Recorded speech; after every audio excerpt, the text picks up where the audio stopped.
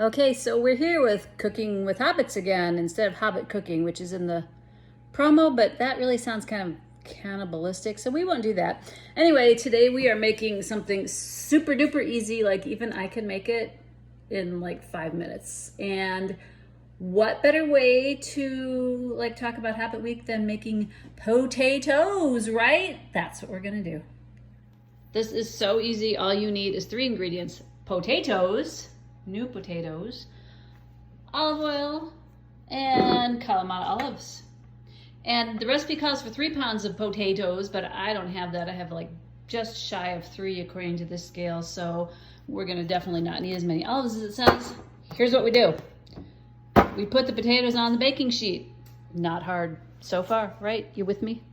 We drizzle olive oil on the potatoes. That was a little bit more than a drizzle, but hey. We throw them in our preheated oven to 400. It's not there yet, but we throw them in anyway. There they go. 5 potatoes. And we wait until they are roasted.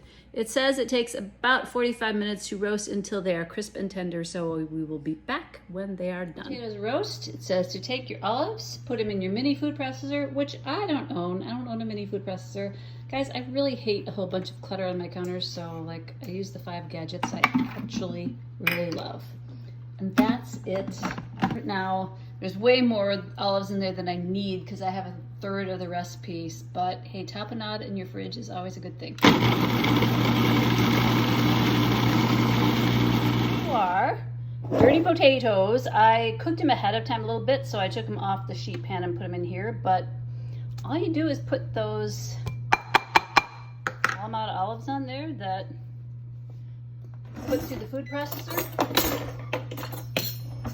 Throw them on. Look at those pretty potatoes. They're purple.